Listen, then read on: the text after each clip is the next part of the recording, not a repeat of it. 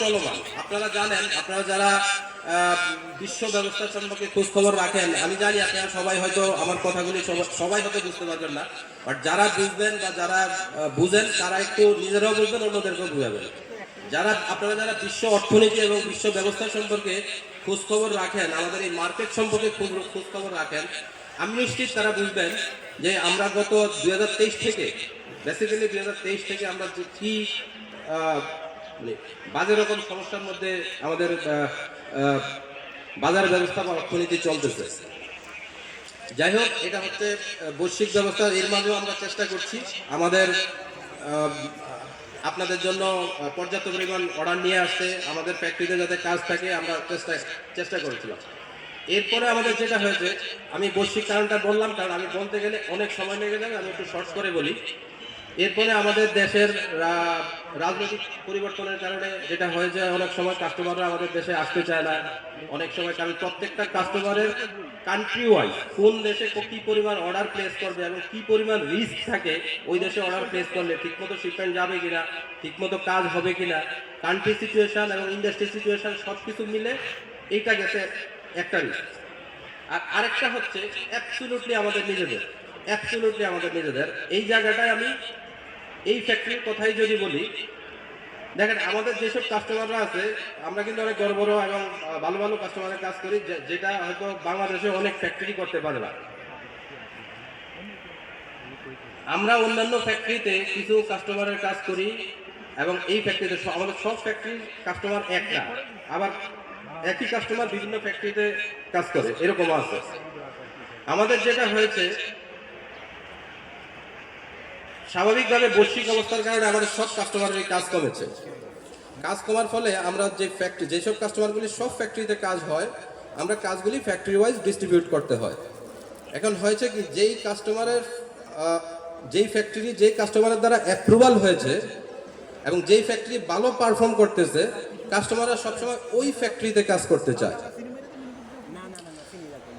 এই জায়গাটায় আমি একটা আপনাদের হয়তো শুনতে খারাপ লাগবে, আমি একটা তিতা কথা বলি আপনাদেরকে। আমাদের এই ফ্যাক্টরিটা এই জায়গাটা অনেক পিছিয়ে আছে।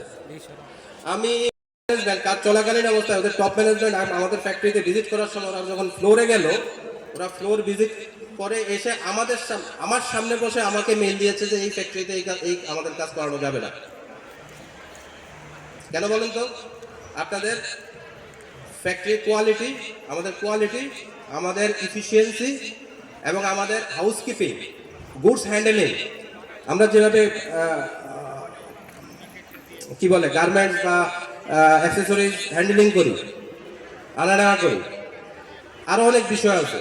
এই ফ্যাক্টরির ডিসিপ্লিন সব কিছু মিলে আমার সামনে বসে আমাকে মেল দিয়ে দিচ্ছে যে এই ফ্যাক্টরিতে আমাদের কাজ করানো যাবে না। এবং শুধু ওই কাস্টমার না, আরো দুই একটা কাস্টমার আমাকে স্ট্রেট বলে দিছে যে এই ফ্যাক্টরিতে আমাদের কাজ করানো যাবে না।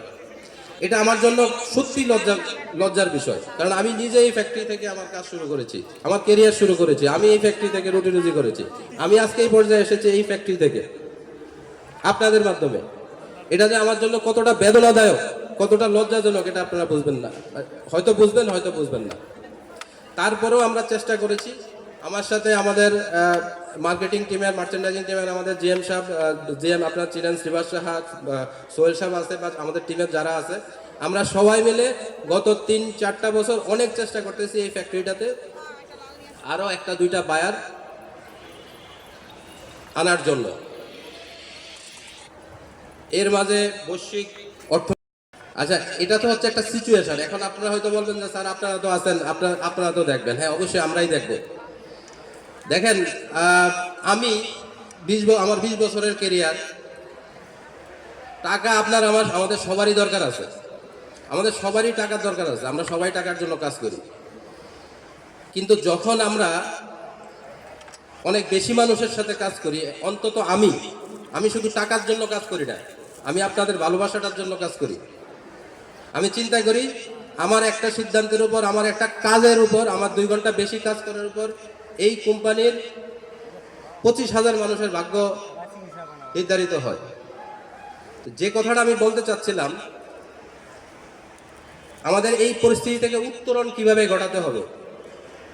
আপনারা অলরেডি দেখতেছেন, আমরা আরো কিছু নতুন কাস্টমার আপনাদের এখানে অডিট করতেছে, আপনাদের ফ্যাক্টরি ভিজিট করতেছে, প্রক্রিয়া চলমান, আমরা চেষ্টা করতেছি। বাট এখানে আপনাদের সহযোগিতা লাগবে, আপনাদের সহযোগিতা লাগবে, আপনাদের আন্তরিকতা লাগবে।